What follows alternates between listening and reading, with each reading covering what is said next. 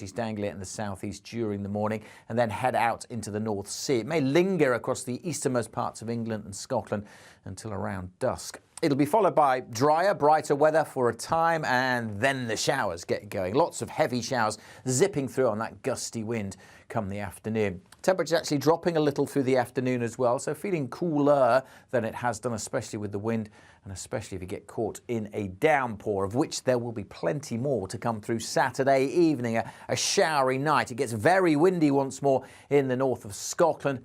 And that leads into a blustery, gusty day on Sunday with further heavy showers to come, particularly for Wales and southern England. Could be quite a wet day for parts of the southeast. Northeast England, southern Scotland, northeastern Scotland may not see too many showers actually. So here, by and large, it could be a mostly dry day. And there will be sunny spells elsewhere between the showers, but those showers will keep coming on that gusty wind. Temperatures down close to average, but feeling cooler with the wind.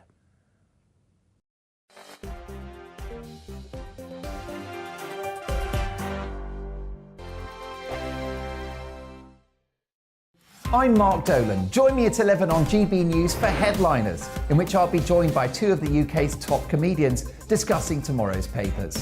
If it's an important story, we'll cover it, but we'll have some fun along the way. Headliners, the late night paper review that won't send you to sleep like the others will. 7 nights a week at 11 p.m. on GB News.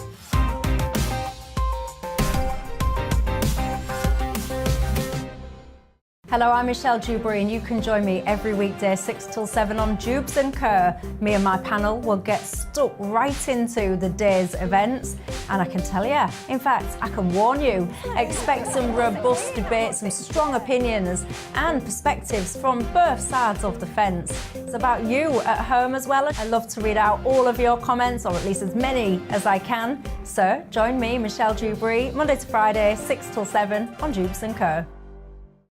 I'm Mark White. As GB News Home and Security Editor, I cover those key issues that are so important to you. Our authorities, our communities doing all they can to combat violent crime. With the public services under unbearable strain, why are we still failing to control our borders? Defence, the first priority of any government, has been continually hollowed out. Can we trust our politicians to protect the armed forces? Join me, Mark White, on GB News.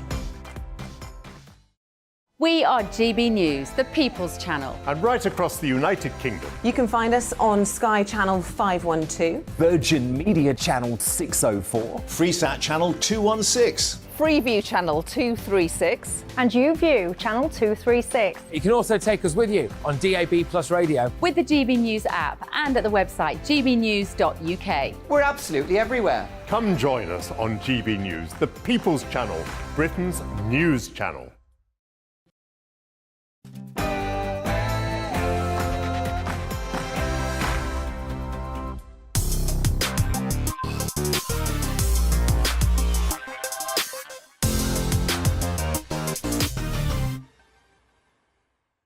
Laurence Fox's music is much edgier than mine. They've let me on your telly this evening, and tonight I identify as Laurence Fox. If you're listening on the radio, I'm actually Bev Turner, normally on in the mornings, but let's crack on. We heard from both big party leaders this week in speeches which they probably thought were groundbreaking and everyone else thought were a bit rubbish. But at the risk of sounding like a reality show host, who did enough to get your vote? I'll be debating that with commentators from both the blue and red corners in just a moment. Also, Prince Harry, he really is the gift that keeps on giving. Today's revelations have dropped like comedy bombs all day.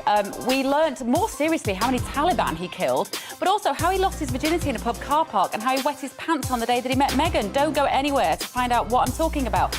Everybody is discussing this, but I will try to be adult long enough to speak to a superb psychotherapist. I promise you, she's the best in the business, and she will explain what might just be going on in his head. And finally, we're going to have this evening a special live Dish It Out with Richard Tice, leader of the Reform Party UK. All of that is coming up after news with Bethany.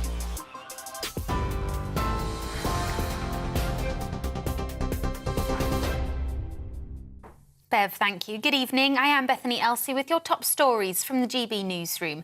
A senior Taliban leader has hit back at Prince Harry, saying the militants he claims to have killed in Afghanistan were not chess pieces, they were humans. He was responding to revelations from the Duke of Sussex's memoir, Spare, in which he admits to killing 25 Taliban fighters while he was a helicopter pilot. The book also revealed Harry wanted to reopen the inquiry into the death of his mother, Diana, and once believed she faked her own death.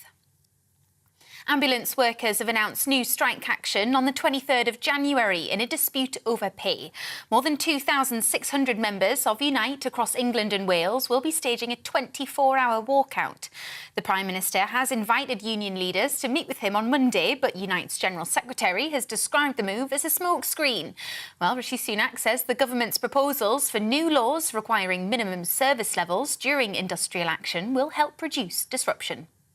We're going to bring forward new laws in common with countries like France, Italy, Spain and others that ensure that we have minimum levels of safety in critical areas like fire, like ambulance, so that even when strikes are going on, you know that your health will be protected. I think that's entirely reasonable, and that's what our new laws will do.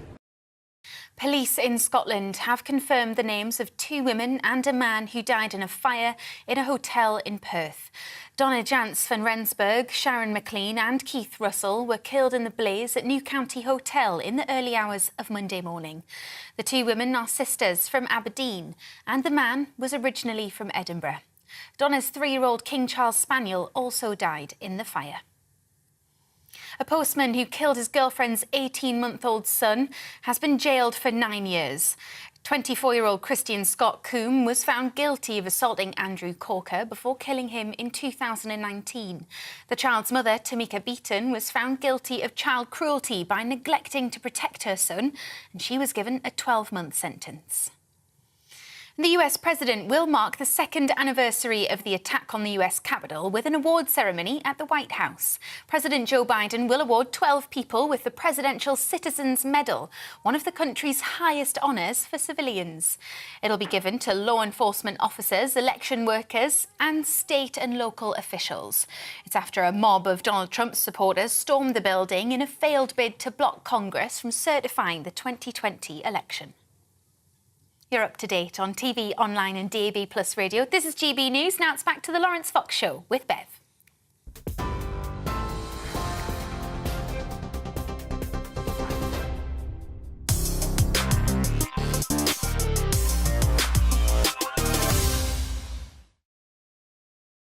Now, it's actually felt like a sort of normal week in politics for the first time in ages, hasn't it? Rather than being focused on a scandal or yet another leadership election. We heard from the top dogs in both main parties setting out their pitch for your vote.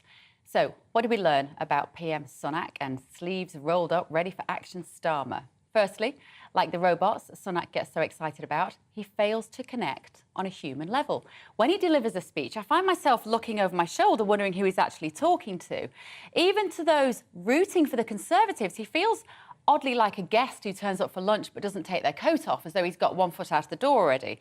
He gave us his 5 ambitions to halve inflation, stop the boats, grow the economy, blah-de-blah, usual platitudes. But he said, they are not the limit of my ambitions for our country. They're the foundation. So if you really listened, there was that I know what's good for you and change is coming tone that we were primed for in the pandemic. My aim is to build a better future for our children and grandchildren. A future where they feel optimism, hope and pride. And to realise that vision, we need to change our mindset. Now, politicians talk a lot about change, but the truth is, no government, no Prime Minister can change a country by force of will or diktat alone. Real change isn't provided, it's created. It's not given, it's demanded, not granted, but invented. The choices we make as individuals, as workers, business owners, parents, all add up to something far greater. And if we're honest, change also requires sacrifice and hard work. It's a big risk for a politician to say that, but the stakes are too high and the rewards too great not to level with you. So change is hard. It takes time, but it is possible. And we know that because we've done it before. During COVID, we protected millions of people's jobs and businesses, a record I'm proud of. And we know it's possible because you can see change happening. You can feel it. I can feel it too, and it feels a little like we're teetering on the edge of financial disaster.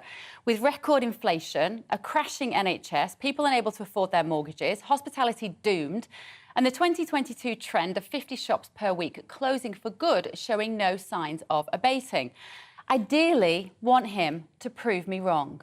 I don't want to believe that Sunak is a parachuted-in technocrat charged by global puppeteers to bring in a digital central bank and biometric ID surveillance system to enslave us to the state and big business to go about our daily lives. So what do we need? Prime Minister, show us the way. And to do that, we need to have the imagination and confidence to do things differently and better. The vision to do today what is needed for tomorrow. In other words, we need to change the way our country works. That requires a change in mindset. And what does that mean in practice? It means a more innovative economy, stronger communities and safer streets, a world-class education system, an NHS built around patients, and a society that truly values the family. I don't think a government has any business meddling in my mindset. Thank you very much. And the family? Is that the same families who've never recovered from his government's repeated instructions to stop seeing each other for over 2 years, even when the data was at best ambiguous? The children who were part of the 27% increase in abuse because families were locked in homes where social services and teachers couldn't get to them, those families? He goes on to say something about not all families being the traditional type, which should sound open-minded. But instead, it smacks a little sinister, as though it's OK for teachers or civil servants to do the job of the parent once your back is turned. Oh, and he said that everybody should be forced to study maths until they're 18, which inspired actor Simon Pegg to launch a furious social media attack on Sunak's vision for a drone army of data-entering robots. And what of Sir Keir Starmer? Well, it's easy to sound tough and clever in opposition, but in order to magnify the I mean business attitude, he rolled up his sleeves in front of what could have been an orange digger, but was in fact the latest in robotics. Presumably, when you're just pushing a keyboard, you don't risk ripping your arm off with a stray cuff. So he fell at his first ingenious metaphor. It was a richer speak than Sunak's, no doubt, and it at least gave the impression that he has met the odd working class person. Starmer name-checked everyone, doctors, nurses, the late Queen, the Lionesses, even the video game visionaries in Dundee, whoever they are. And his big policy idea, other than the creation of a state-owned and presumably astronomically expensive GB energy company, was to devolve power to local authorities. Here he is. Giving communities the chance to control their economic destiny. The argument is devastatingly simple. The decisions which create wealth in our communities should be taken by local people with skin in the game. It sounds largely sensible, right? What works in Brixton may not work in Bury. But if you've ever met any pink-haired local busybodies, the type who were behind Oxford's plans to let you drive your car 100 days a year, the idea of putting more power in the hands of these megalomaniacs might make your blood run cold. Who will decide what, who will be in charge, and who will pay for it? There are so many questions. And his big reveal, the Take Back Control Bill, it sounds very appealing and a bit Brexity. But then remember what control meant to Starmer in the pandemic. He wanted faster, tougher, longer lockdowns, more schools closed, more vaccine mandates, and a nanny state built on a be kind culture, the sort of kindness that screams at kids for not wearing a mask in the classroom. And he rolled out the tired old trope, people know the Labour Party cares, as though only the left have a monopoly on compassion, even though it is they who are currently working hard to erase the word woman from the dictionary. 2023 is going to be a strange political year. We're still suffering the mother of all hangovers from the lockdown money printing strategy, and I, for one, am still no clearer on who to trust. Are you? Oh, no sting. Laurence doesn't have a sting, apparently. Right, reflecting on the speeches this week and their plans for the future, I'm asking you, who did it better? Get in touch. Email me, gbviews@gbnews.uk, or tweet me at GBNews. Joining me to debate the speech are Paul Connew, former Sunday Mirror editor, and political commentator Reem Abraham. Good evening, both of you. I'm sorry you had to sit there while I was banging on for so long. You have no idea, Reem, how hard it is to get anybody into this studio to defend your boss. Well, I think Sunak is sort of one of those more difficult people to defend because he's, leader of the Conservative Party, but isn't very Conservative, unfortunately. I think that when we're thinking about the way that the speech sort of promised those 5 key points, I think that he's sort of, a lot of the time they weren't actually promises, they were predictions. I mean, we already know that, the inflation is expected to halve this year. The Bank of England have already said that. Yep. I sort of almost expected his next prediction to be the sun will rise tomorrow. Yeah. That is a promise. But I think that what Sunak has instead, he's sort of actually promised... I was going to say, can we just say you're the person who's meant to be here? Yes, well... This is how hard it is. It's fascinating. Carry on. And I think, look, as I'm a libertarian within the Conservative Party, and I'm still a party member because I believe that, whilst the party is sort of at the wrong direction at the moment, we have got the highest tax burden in 70 years. There isn't really much Conservative about this government. But what Sunak is sort of showing is that he is trying to sort of bring the party in a new direction. This sort of fiscal responsibility, the sort of I know better than you kind of sort of mantra. I think he doesn't necessarily have the politics behind him. He did sort of appear a bit like a head boy in his speech. Constantly. I mean, even I would go as far as to say sort of year 8 about to sit his common entrance exam. That's what he looks like to me. Paul, go on, maybe you can defend him. I think, what? No, I think Richie Sunak must be the most relieved man in the country about Harry's book, because it's hijacked, or at least pushed the NHS crisis, the leadership crisis with the Bring Back Boris Brigade plotting, and with your future guest Richard Tice's ratings soaring, or comparatively soaring. Yeah, absolutely. So Sunak, I think, actually must be relieved by the Harry book topping the news bulletins, with the NHS coming second. But I felt that he'd been studying Tony Blair's speech patterns, except he can't deliver them anywhere near as well. And but he has a problem there, because he went into that speech and press conference 20 points behind in the polls, knowing that there are those plotting to... I can't believe the idea of a disgraced charlatan like Boris Johnson being restored before the next election is absurd, although I wouldn't totally rule out the possibility. Would you like that? God, no. I mean, Boris Johnson's actually my local MP, so in the sort of local association, I think... God help you. I know, God help the people of Uxbridge and South Ruislip, I'll tell you that. I think that these figures like Boris Johnson are sort of in the centre of the party. I mean, we forget that, with the amount of government debt that we have at the moment is a direct result of Sunak and Johnson's policies. What I want to see is the sort of, I think that Sunak is sort of showing this as sort of new direction in the party. But we've got to remember all of this debt, all of the spending. I think you spoke about this as sort of printing money like sweets. The Bank of England sort of did it over the course of the pandemic. All of this is a result of the Johnson and Sunak administration. The best argument for Richie Sunak is that he's not Boris Johnson or Liz Truss. That's about... Well, some would say he's also not Keir Starmer, so let's move on to that. How do you think he did this week? I think, Starmer went into it... I think the rolling up the sleeves idea wasn't a bad one. If I was advising him, I think I would have said the same thing to him. But he's working on a robot there. But he was actually... He came across as more human. He had a better script.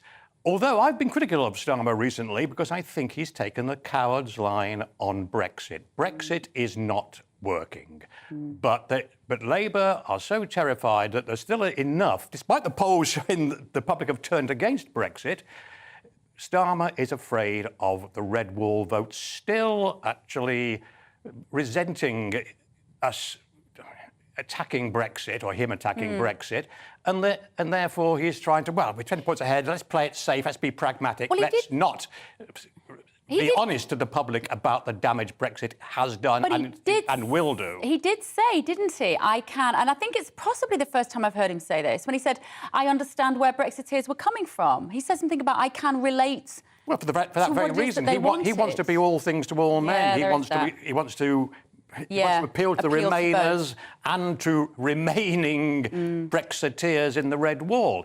you can't do that indefinitely. At some stage, you're going to have to come clean about the economic damage of Brexit.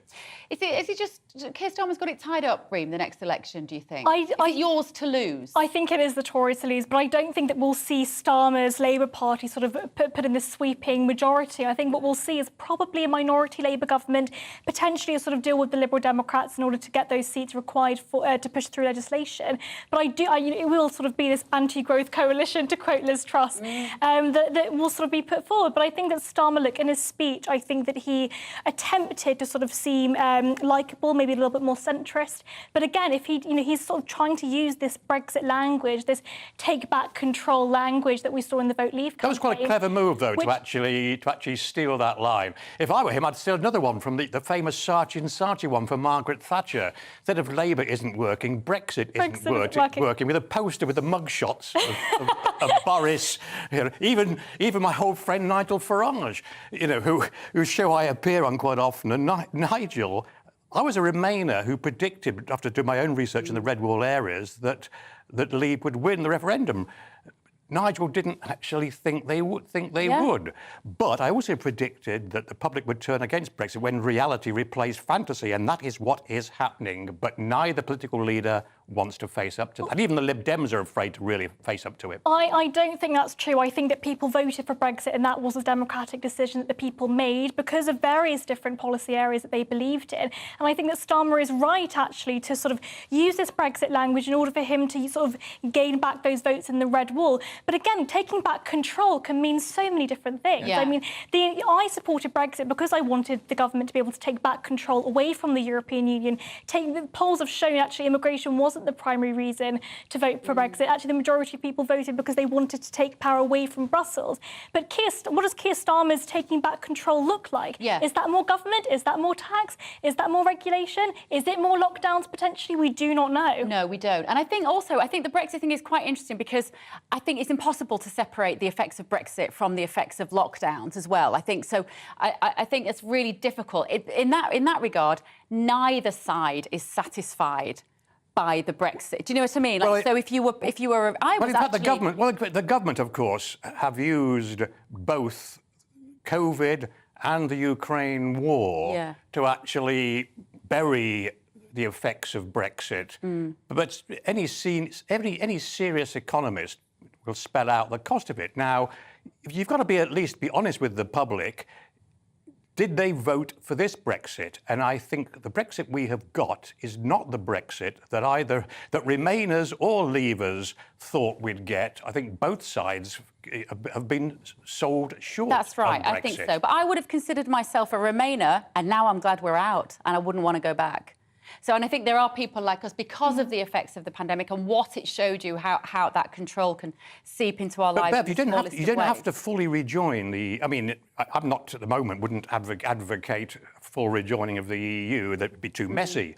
But there's no reason why you cannot build closer relationships with the single market, which would make economic sense for this country. And there are even senior former Brexiteers now who are acknowledging that economically that would make sense. Do you think? It's funny, isn't it, how we end up talking about these two and their speeches and we go down this Brexit path. It happens a lot, and it does not just on this channel, but in a lot of political conversations. Do you still think that's going to play a big part come the next election? I think that the Vote Leave campaign and the referendum in 2016 fundamentally changed politics, and I think that we still do talk in these Remain or Leave terms. I mean, I think that it still sort of changes the way that we think about Brexit, think about the way that voting patterns occur within the country. 2019, the last general election, was fundamentally based around Brexit. That is why those Red Wall seats lended their vote over to the Conservative Party led by Johnson, who did get us out of the European Union. So I think that sort of Rishi Sunak has to sort of use that and sort of go with it. He has to sort of use Brexit and try and make sure that he is sort of getting the best out of Brexit. Because but Boris Johnson, one of the few true things he actually said was when he said on the morning after the 2019 election victory that the Red Wall had only loaned yes the Conservatives their votes. Yep. And I think they're now going to be called in. I think so. I think we've got it running on Twitter, actually, to see whether you thought, who you thought did well in the speeches, who got your vote. Would it be Sunak or would it be Starmer? So do tweet at GB News and let me know. And also email me, gbviews@gbnews.uk. But Reem Ibrahim and Paul Conute, thank you very much for starting us off this evening. Right, now, coming up. You've heard everyone talking about Prince Harry today, but I promise you will not have heard such a brilliant psychological analysis as that from my next guest straight after the news. If anyone knows if and how he can heal the family rift, it is psychotherapist Lucia Mazzoni, and she's heading in now. See you in 3.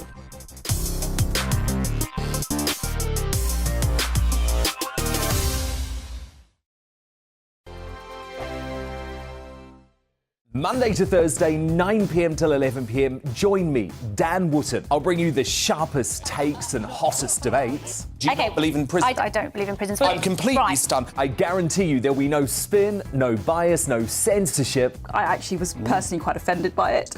And no reason to go to bed. So I guess they've always been quite woke. That's Dan Wootton tonight on TV, radio and online. Monday to Thursday from 9 p.m. till 11 p.m. on GB News. The People's Channel, Britain's news channel.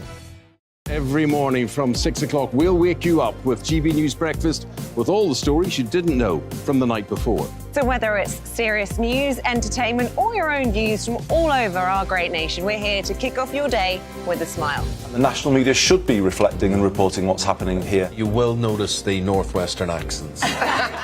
Whether you're with us on TV, radio, or online, every morning, it's breakfast from 6 a.m. Hope you can join us. Join me every Sunday at 6 p.m. for Gloria Meets. In exclusive interviews, I'll be finding out who our politicians really are and what they really think. It's something that you would never want anyone to suffer. I didn't know what channels there were. I didn't think I'd be believed. I must have weighed about 7 stone and I'm 5'8". My instincts was to sort of cover this up. I mean, clearly that was a mistake. Join me every Sunday at 6 p.m. on GB News, the People's Channel, Britain's news channel. Hello there, it's Eamon Holmes here from Breakfast on GB News. We're not just on your television and your screens, you know. We're on DAB plus digital radio, so you can listen to your favourite shows on the move. If you've not yet listened to GB News Radio, it's very simple. We're on your radio player and tune-in apps, on your smart speaker, phone or tablet, or online at gbnews.uk. Take us with you wherever you go. GB News Radio. You never have to miss a moment of the People's Channel.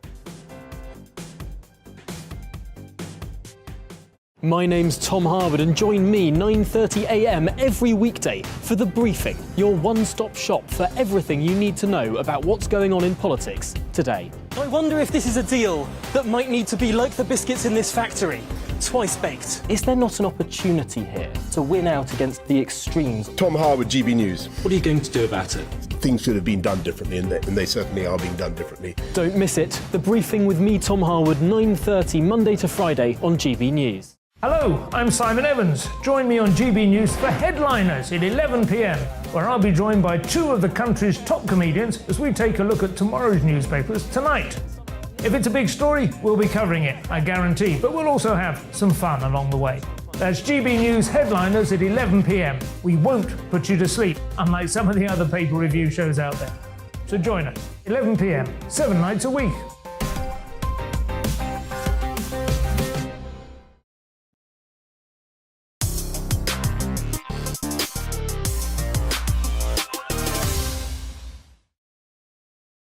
Welcome back to Laurence Fox on GB News. The keen-eyed amongst you will see that I am not Laurence Fox. I am Bev Turner. I'm normally on in the mornings, but Laurence is away tonight, so you're stuck with me, I'm afraid, until 8 o'clock.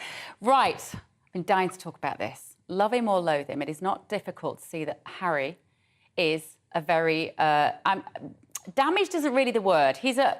You know what, I'm going to go straight to my psychotherapist. She's here, Lucia Mazzoni, to tell me how to sum it up. Lucia, how would you... I nearly said damaged. That feels a little cruel. Well, it's quite accurate, in fact, because we're all, in a way, damaged from childhood. You know, we all experience traumas, and obviously what I see when I look at Harry's behaviour is a child that is wounded and hasn't really processed his pain in the right way, or not entirely completely yet. So is a is a man that is emotionally still immature. I would say I can see that he's stuck at the time where his mum passed, truly, at the age of 12. But what he's behaving, what he's doing right now is the outcome of his childhood, really. So explain that to us then. Yeah. So, I mean, I know that you're an expert in this. So the idea is that if you go through trauma as a child, you can kind of get stuck. Yes, you do. You get stuck exactly by the age of, between the age of 0 and 12, we're like shaped as humans. So whatever experiences we live in those times that are particularly traumatic, like the loss of one's parents, will determine the way we relate with the rest of our life. So Harry obviously has experienced helplessness. If you lose your mom, you experience helplessness. He wasn't able to help his mom, obviously, as no child would, because you're not equipped and the circumstances are passing. So now his lenses, it's like he's wearing lenses that he filters the world with, and the lenses are, I'm helpless, I'm unable to help. So now he's in this manic pursuit of acknowledgement of his suffering. Obviously, the way he's going about it is incredibly destructive. You know, he's being called all kinds of things, like, you know, a human grenade. He seeks and requires connection. Connection is a need that we all have humanly, but the way he's going about it is very destructive. I really, you know, I used to be triggered by him initially, but now I truly feel a sense of compassion for this. What do you mean you used to be triggered by him? You mean he used to drive you mad, a bit like he is most people reading these extracts today? He evokes an emotional reaction in us, doesn't he? As much as his wife does. They don't take responsibility for their action. So this is typical, though, of somebody that is in a helpless, victim, emotionally immature state. You know, children are not capable to be empathetic and to be compassionate. So he's displaying this sort of signs of complete self-absorption. Now, I heard rumours a while ago, actually, that every time that Harry met somebody, he fell deeply in love, like head over heels, all-consuming. And then, of course, Meghan comes along and takes it to the next level. Yeah. Does that sound fairly typical? I think it's the perfect, in inverted commas, match, him and Meghan. I see a clear transference. What is transference? Is when you are in a relationship, for example, when you're in therapy, you transfer feelings that you may have felt about your mother, father, siblings, anyone of great importance, onto the therapist, but you can do that in a relationship. So I see him transferring whatever he felt about his mom, which was obviously love, towards his wife. He's chosen a wife that is incredibly controlling. What saddens me about all of the situation is the manipulation that I feel he's experiencing right now. It is really baffling to... Manipulation by Meghan? I think the surrounding forces that is around him. I know there is an intention to monetize. His trauma, his unhealed journey is being monetized right now. That's what I see. What baffles me is his entire lack of capacity to ascertain the consequences of his statements. For example, talking about the number of Taliban that he killed. I mean, this is a highly educated man, because he's a man, he's 38, that makes such a statement. He would have sworn an oath of allegiance to his comrades. He's basically betraying that. He's betraying his brother. I mean, William is living his own personal drama in the unfolding of this relationship so publicly displayed. We're going to talk just a moment, actually, to an expert on the military who's going to say how that must be playing out. How does he fix it, Lucia? Like, Meghan has come into his life and caused this particular pathway. Yeah. What hope does he have of healing the rift with his family? The components for a rift are several. First of all, he's stuck into this child role. He needs to step into adults. There is 3 roles we take when we interact in any relationship in our life.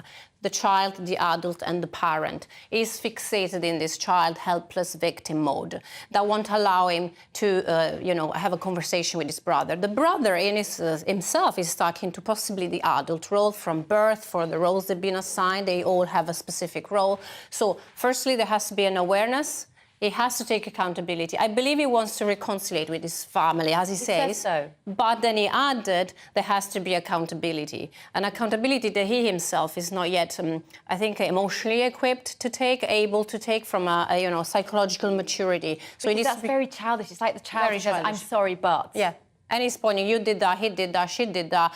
When he talks about if I could meet him and have a conversation with him, I would bring him back to the I. What is your role, Harry? What have you done? Currently, the I is almost like this bravado statements. I even did the killing, or I did this. I took drug. I did. I lost my virginity in a car park.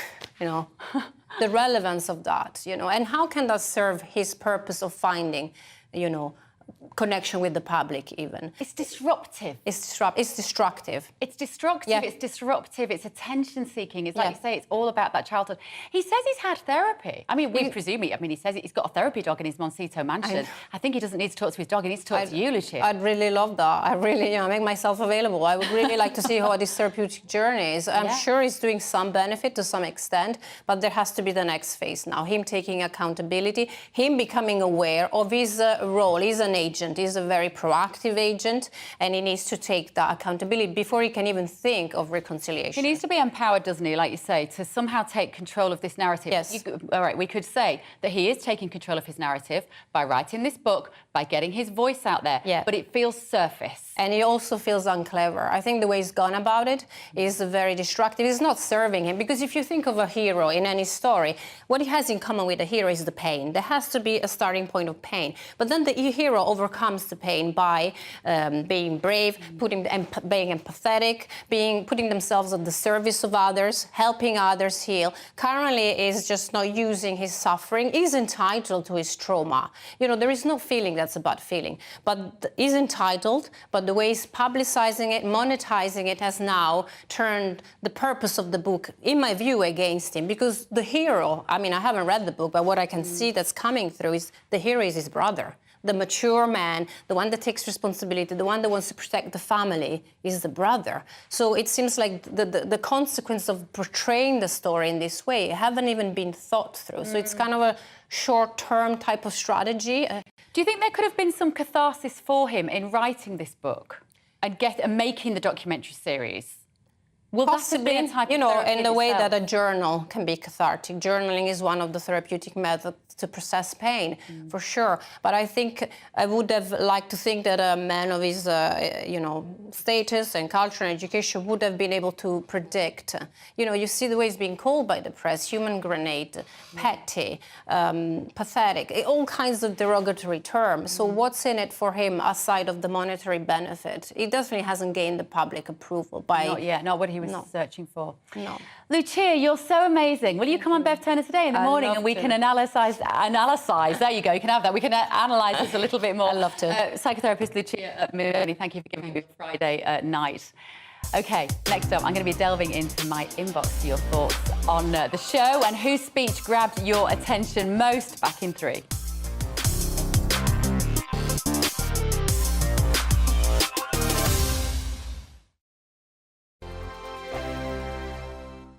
We are GB News, and we'd like to say thank you to each and every one of you for bringing us your conversations, for helping our great nation find its voice. We are here for you on radio, television, and online, across England, Scotland, Wales, and Northern Ireland. It's not the BBC, you actually get your facts right. We are proud to be GB News, the People's Channel, Britain's news channel. Hi there, it's Stephen and Anne. At breakfast from 6 a.m, you'll always be caught up with everything you need to know, the latest headlines, opinions and debates. We'll bring you the good news and the bad, but most of all, we're here for you. Remember, send in your views and let us know what you would like us to talk about. That's because we're your news channel. And every morning at 6 a.m, it's breakfast on GB News. Monday to Thursday on GB News, it's Bev Turner Today from 10 a.m. We're going to be here for you, our GB News family, to keep you up to date, but also make you smile. The guy went from puberty to adultery. And I can't wait to bring a few of my own opinions. I have no time for cultural totalitarianism. We'll engage in passionate, but always polite debate, with your thoughts and opinions at the centre of it all. Only on GB News, the People's Channel, Britain's news channel. Join me, Nana Akue, Saturday and Sunday afternoons on GB News. Expect fiery debate and passionate discussion as me and my panel tackle some of the biggest topics hitting the headlines. It's a place for everyone's opinion. No one gets cancelled, but no one gets an easy ride. Oh, she's on it today! Be ready for conversations that are fierce, frank, and of course, fun. Every Saturday and Sunday afternoon from 4 p.m. on GB News, the People's Channel. Join my show Farage, 7 p.m. till 8 p.m. Monday through Thursday, and there you will get opinion, analysis, debate, and I'll cover stories that nobody else dares to touch. You've been cancelled. Join the club. Oh my goodness me. And then for the last 15 minutes, talking pints. Over a drink, we have a civilised conversation with someone. We very often disagree, but we do it in a grown-up way. Come and join me on Farage. We are GB News, the People's Channel. And right across the United Kingdom. You can find us on Sky Channel 512, Virgin Media Channel 604, Freesat Channel 216, Freeview Channel 236, And YouView Channel 236. You can also take us with you on DAB Plus Radio. With the GB News app and at the website gbnews.uk. We're absolutely everywhere. Come join us on GB News, the People's Channel, Britain's news channel. On Mark Zolan tonight, reacting to the big stories of the day, former Lib Dem leader Vince Cable, Fleet Street legend Eve Pollard and pop superstar Carol Decker in The Big Question. As Santander recruit people that got a third at university, do qualifications still matter? We'll speak to self-made millionaire Charlie Mullins. Plus, should the royal family sue Prince Harry? We'll speak to Michael Jackson's former lawyer. And my Mark Meets guest is the extraordinary Jane Blasio, who was stolen and trafficked at birth. Plus, my big opinion monologue and my clips of the week. We're live from 8.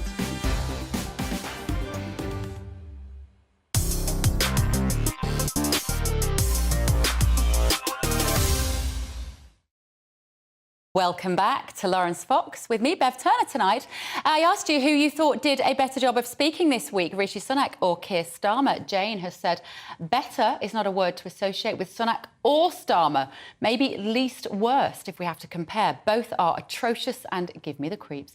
Julia said they are both the same. John has said neither of the above. This is a theme here, you know, a lot of you just not impressed by either of them. Well, towards the end of the show, actually, in about 10 minutes or so, I'm going to have Richard Tice from the Reform Party here to tell us what his plans might be. If you're very open-minded politically, stick around and listen to what Richard has to say. Now, Prince Harry has revealed in his latest book, Spare, that he killed 25 people while serving as an Apache helicopter pilot in Afghanistan. This is unusual, and it has been met with a response from a representative of the Taliban who said, Mr. Harry, the ones you killed were not chess pieces, they were humans. So should these revelations now raise concerns for Prince Harry and his family? Joining me to discuss this is retired Major General Tim Cross. Good evening, Tim. Hi, good evening. Hi, nice to see you. It is unusual, isn't it, for any former serving soldier to make any sort of comment like this. How surprised were you to hear Harry make this confession? Yeah, it is unusual, and I have to say I'm not convinced that he really knows what he's saying here. I mean, I've served on a number of operations around the world. I never served in Afghanistan, I have to say, but when you have casualty figures being broadcast, for example, from Ukraine at the moment, they're always exaggerated. And the normal ratio between those who are actually killed and those who are injured in one way or another is normally 1 to about 3 or 4. So, you know, Harry was operating as an Apache pilot. I have to say he was a good Apache pilot. And I should say, too, that he was well liked in the Army. And I think he was very happy in the Army. And his creation of the Invictus Games, I think he needs enormous credit for. So I come from these interviews. I've done a couple today, but on the basis that I want to start by saying I have a lot of time for Harry and his military career. Now, in the context of these casualty figures, I don't think he's talked about technology and how he knows and so forth. But I would be very surprised if he has any idea at all what the reality of this is. And it has to be questioned, you know, why he feels he needs to say what he said. But it is very unusual, as you say. What would you think most people who know Harry or served with him in the army would be as generous as you are, being about him. And I think most of our viewers would agree with you that the work that Harry did, particularly with the Invictus Games, was fantastic and does need applauding. And it is such a shame that his life has taken the turn that it has in relation to those sorts of achievements. But would the officers that the soldiers that he served with feel the same way as you, do you think, Tim? I think they would be generous in the same way. I think, like all of us, and you've alluded to this in some of the conversations you've had on the programme already, the problem is where we are today. And I'm worried for Harry, is the truth. I mean, I think he's lost. I think he's lost a sense of identity and purpose. I don't want to comment on, family relationships. And I think, frankly, that both Buckingham Palace and the MOD are absolutely right to say nothing at all about any of this. And I think his brother, Prince William, is playing this extremely, extremely well and quite rightly. But I think most soldiers in my position, and I never served with him, again, it needs to be said, but those who served with him and people like myself would say that we are sad with the fact that he seems to have lost the plot, to use an army term. And where we are today is not where any of us would want him to be. And frankly, I think most of us would say, I wish he'd just be quiet and, get on with the rest of his life quietly. Yeah, and be happy, Tim, actually. I think most of us want him to be happy, and if he doesn't want the publicity, then don't, come out and seek it. I was just going to say as well, I mean, in terms of where he goes next, would there ever be a role for him back in the military in any way, shape or form? As you say, that was his other family, and he's very much rejected them as well. That door is closed now. Yes, I think it is. I think, without being political about it, never is it's a big word. So never say never in one sense. But I think it would be a very difficult road back to be associated with any British military regiment now. I think, again, the stripping of his titles, his particularly to do with the strong links he had with certain regiments. I just can't see that being regained. I mean, you say he's not very happy. I think a better word is contented. I don't think he's content at all. And content is a different word to happiness. Happiness can be a short-term thing. He's buying some of that, I suspect, at the moment in certain ways. But he's not a content man. And I don't think, again, reiterating the point, I don't think there's any chance really of him coming back into a close association with the British military, which I deeply regret, frankly. Yeah, absolutely. I think he was probably a fantastic asset there. Were you surprised that the Taliban made this statement in response to Harry? And does this now pose a greater security risk to him? No, I'm not surprised. I mean, it's the Taliban will use any opportunity to try their own PR machine and to try and divert attention from what they're getting up to in Afghanistan. And we all know what they're getting up to. Does it make it any worse from a security point of view? I don't honestly think so. I mean, Harry is a public figure. The royal family are obviously in the public arena. The royal family here are well protected. Harry's protection is a different issue. I know there's been something about that in the media over the last year or so. But I don't think it makes him more vulnerable, and I hope not, particularly from the family point of view. So it won't have done him any good, and I think it would have been far better to have not talked about it. But I don't think the security situation will be a lot worse as a result of it. No, because of course he lost his, if my memory serves me correctly as well, Tim, because as you say, it's been in the press. He lost his royal security detail. And their objection to that was that meant that their private security in this country weren't allowed to therefore carry guns. And when his grandmother was still alive, I think there was even I seem to remember he was even taking them to court to find an explanation for that. I don't know where that got to. But now, of course, this possibly does complicate his security situation, because if he does go to the royal family and say, you still have to help me have some royal detail, but security detail, they will say, well, you shouldn't be making statements like this. You're on your own. It's causing more distance. Anyway, thank you so much, Major General Tim Cross there. Thank you very much for joining me. Now, in the absence of Lauren, I'm going to be dishing up thoughts with Reform UK leader Richard Tice. Don't miss it. See you soon.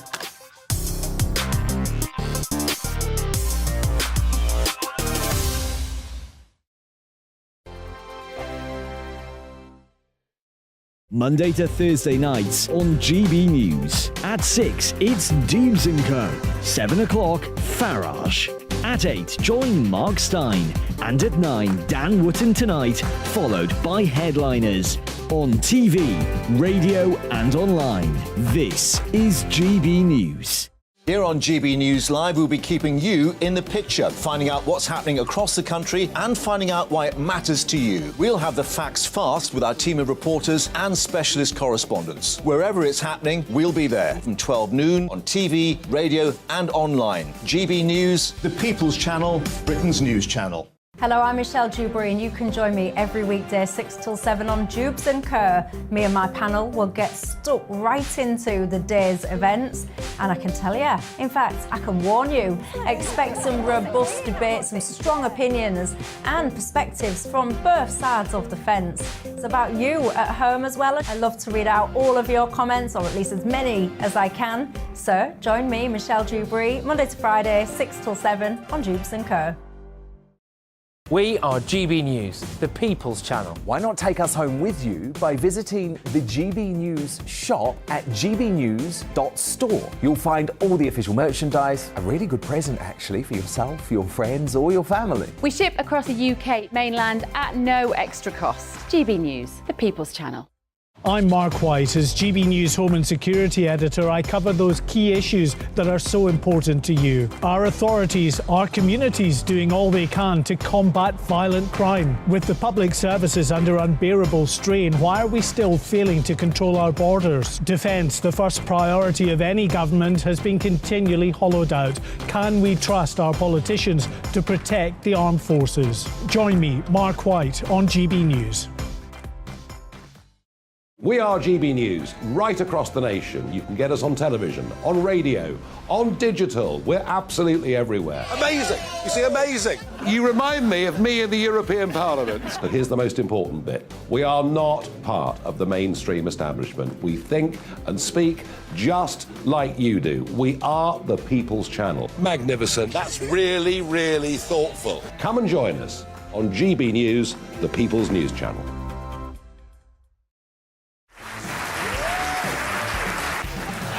My name is Andrew Doyle. Join me every Sunday evening at 7 p.m. for Free Speech Nation. This is a show where we address current affairs and news stories of the week with the help of two wonderful comedian panellists. I brought in comics because I want to give it a lighter edge, and also they work for less. See you there.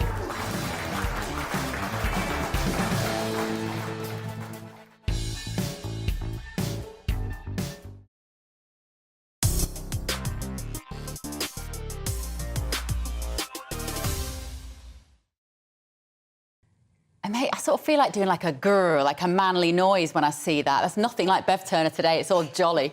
Right, every week on this show, apparently Laurence sits down with someone and tries not to upset them. Well, this week, I get to speak to the leader of Reform UK, Richard Tice. Good evening, Richard. Good evening. Excellent. Great to be here. We've got water, though. I mean, what's our Friday night? I thought maybe we'd be talking pints, but... Well, I can't tell you for sure what Laurence Fox normally has, but I promise you this is water. Right, you have been everywhere this week. You did your mega speech in the middle of the week. You beat Rishi Sunak to the speech, didn't you? Yes. Did he go... Do you think you went first? Did you know the timings of it? Well, the truth was he brought his speech forward, obviously because he knew that I was doing our speech. Nothing to do with beating No, Keir it was Starmer. nothing to do with beating Keir Starmer. He was worried of the impact of my speech. And what has been the impact of your speech? Well, look, the reality is that I think so many people are saying, and you were talking about it earlier, there's no enthusiasm for the two main parties, for the two leaders of those parties, by so many people. And I think their speeches this week proved it. And if you ask yourself, what could you remember from their speeches? And look, I'm the only person who put forward, these are the problems, it's urgent, and here is a clear, big solution.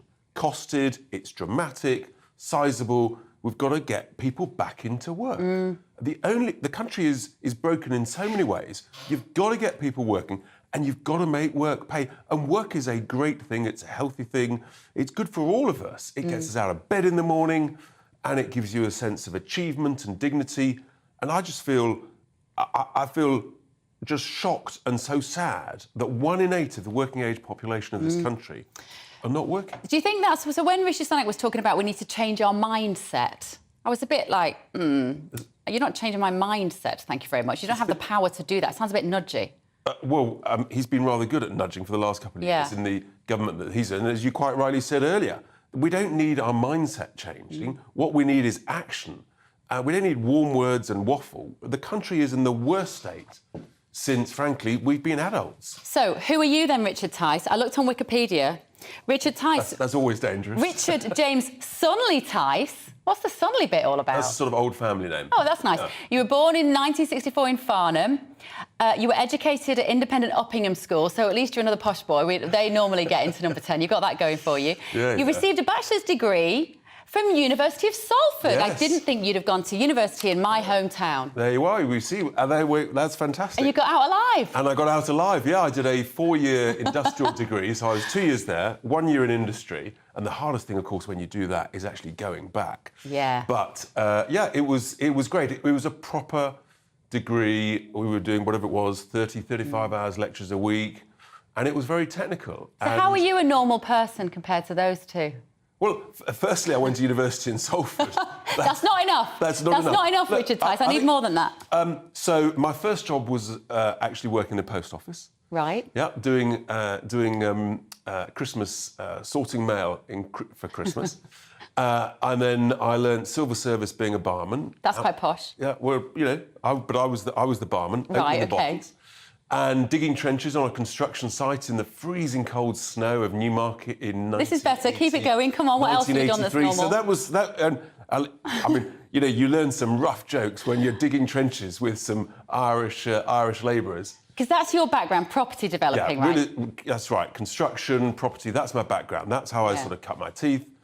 And yeah, if you cut me in half, real estate oozes through the family. I mean, my grandfather was in real estate shortly after the war. And it's one of those times when actually the planners did a very good job because, unbelievably, my grandfather wanted to demolish the Ritz and replace it with a boring 1950s office block. I mean, that's the strange world that happened then. Can That's you quite imagine? posh again, though. Well, your grandfather nearly demolished the Ritz. There's nothing posh about that. That would have been an appalling thing to do. Well, OK, so you start... So where does your political... Where does that So I start? always So you had were an in the interest. Conservative Party, weren't you? Yeah, I always had an interest in politics and I always wanted to spend part of my career working in business, hopefully trying to be successful, and then saying, well, I'll find a way to give something back.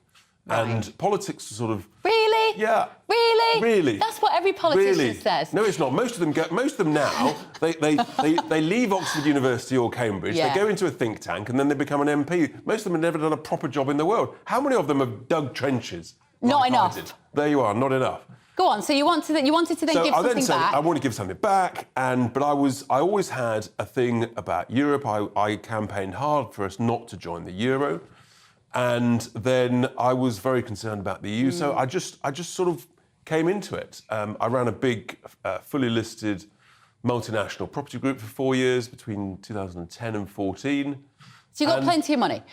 Because you've got to have plenty of money, haven't you? I worked hard. I must confess, I played hard. So you've not got that much left. But you've got to... But in order to start a political party, you need backing. Like, let's be honest. You need resources. You need a big team. Yeah, How's it going now? Well, look, how many people are you going to stand at the next election? 630. Shush. And I've got 600 already.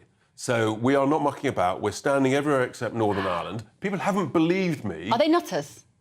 Who, my candidates? Yeah, Or the people who haven't your believed me? candidates. No, the people who don't believe me, they're the nutters. No, are your because they're candidates underestimating nutcases? me. Are your candidates Of good course not. people? They are good people. And obviously you have to go through the process of vetting and all that.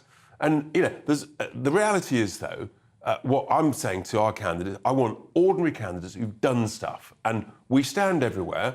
And I think we're standing on a completely different approach to it. You definitely are, Richard Tice. I think we got to know you a little bit better. I think there's still a lot more. I consider myself a political entrepreneur. Well, we need something. Believe me, we need something. Richard, thank you so much for giving it your Friday night.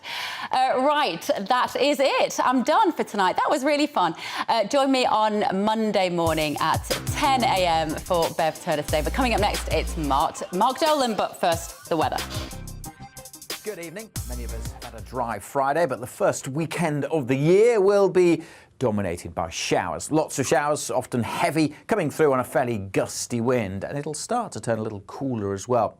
Pretty mild tonight, but we're kind of between weather systems, or have been through the day, which is why most of us have been dry. But these weather fronts now edging in from the west are bringing wet conditions. Some quite heavy rain moving across Northern Ireland into Scotland, and particularly for South Wales and South West England. That heavy rain through the early hours could cause a few problems. So we do have a Met Office yellow warning in place. Much of eastern England will stay dry overnight, and Northern Ireland will turn dry after midnight. Temperatures actually rising in many places through the night. We start the weekend in double digits.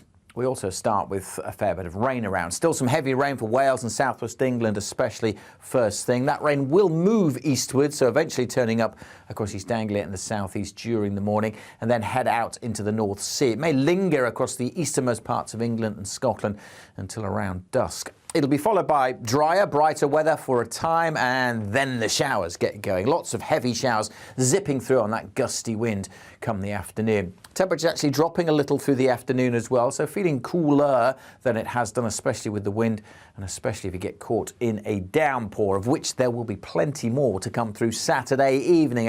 A showery night. It gets very windy once more in the north of Scotland. And that leads into a blustery, gusty day on Sunday with further heavy showers to come, particularly for Wales and southern England. Could be quite a wet day for parts of the southeast. Northeast England, southern Scotland, northeastern Scotland may not see too many showers actually. So here, by and large, it could be a mostly dry day. And there will be sunny spells elsewhere between the showers, but those showers will keep coming on that gusty wind. Temperatures down close to average, but feeling cooler with the wind.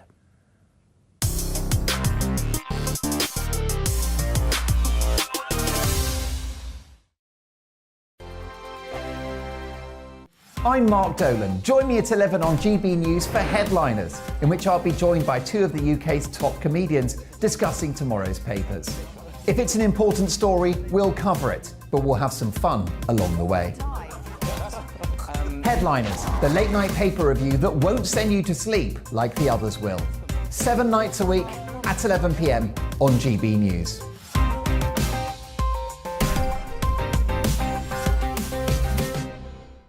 Monday to Thursday nights on GB News. At 6, it's Dubes & Co. 7 o'clock, Farage. At 8, join Mark Stein. And at 9, Dan Wootton Tonight, followed by Headliners. On TV, radio and online. This is GB News. Monday to Thursday, 9 p.m. till 11 p.m. Join me, Dan Wootton. I'll bring you the sharpest takes and hottest debates. Do you not believe in prison? I don't believe in prison. I'm completely stunned. I guarantee you there'll be no spin, no bias, no censorship. I actually was personally quite offended by it. And no reason to go to bed. So I guess they've always been quite woke. That's Dan Wootton Tonight on TV, radio and online. Monday to Thursday from 9 p.m. till 11 p.m. on GB News. The People's Channel, Britain's news channel. Join me, Laurence Fox, on GB News. Frank, fun, fearless and sometimes serious. Much as I love a Friday night punch-up, what I really want is a battle of ideas. I want to look at things differently. I want to hear different voices and engage with your unique experiences. Every Friday at 7 p.m. on GB News. Hello, I'm Esther McVeigh. And I'm Philip Davis. Whether you're watching or listening on TV, online or on radio, we handpick the latest stories, debates and expert opinions for your weekend. So whether that's politics, news or showbiz, we've got it covered. Join us every